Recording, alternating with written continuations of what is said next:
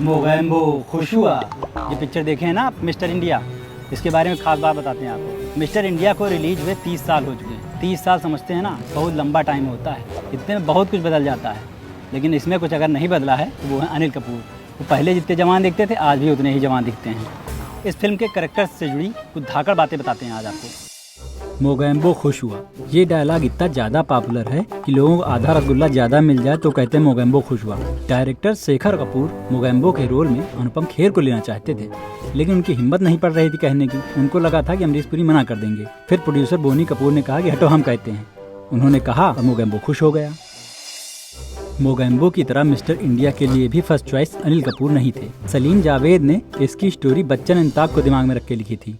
बच्चन कहें कि इसमें हीरो आधे से ज्यादा टाइम तो गायब रहता है, जब हम दिखेंगे नहीं तो बिकेंगे कैसे, इतना कह के मना कर दिया। राजेश खन्ना से बात हुई तो सेम जवाब आया। अनिल कपूर उस जमाने में अक्षय कुमार थे, हर पिक्चर साइन कर लेते थे, तो इसको भी कर लिया और बन गए मिस्टर इंडिया। पिक्चर देखिए तो हवा हवाई यानी सीमा साहनी यानी श्रीदेवी का चार्ली चैपलिन स्टाइल जरूर पसंद आया होगा। पूरी फिल्म में सबसे ज्यादा कपड़े इन्होंने ही बदले हैं। बाकी अनिल कपूर से लेकर अमरीश पुरी तक एक ही ड्रेस में पूरा निपटा दिए हैं गरीब गुरबा स्टाइल में।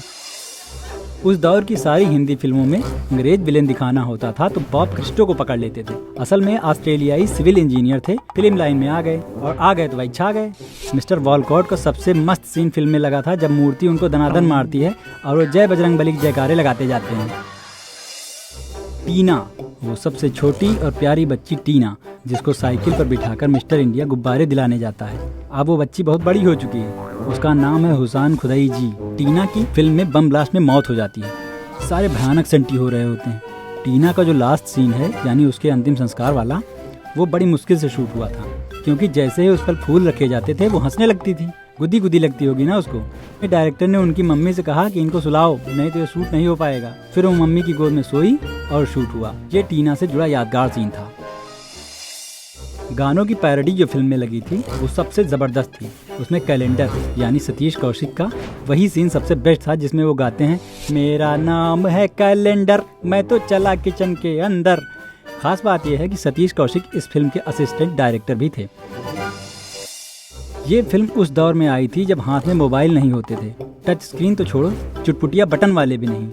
उस दौर में चोंगा वाले फोन चलते थे, लेकिन उनके साथ आदमी वैसे ही माठा मारता था जैसे आज लेटेस्ट स्मार्टफोन के साथ मारता है। और ये दिखाया था न्यूज एडिटर गाय तोंडे ने। ये वही अन्नू कपूर थे जो रियलिटी शो के जज बनते हैं तो कहते हैं इस चीज के ऊपर कुछ नहीं बोलने का। मिस्टर इंडिया ने इंडिया को पहला ओरिजिनल सा दिखने वाला सुपर हीरो दिया था, जो घड़ी का एक बटन दबाते ही गायब हो जाता था। अब मेरे भी गायब होने का टाइम आ गया है। अब लाल लाइट मार के मुझे ढूंढने मत लगना। ऐसे ही और वीडियोस देखने के लिए दी ललन टॉप को सब्सक्राइब कीजिए।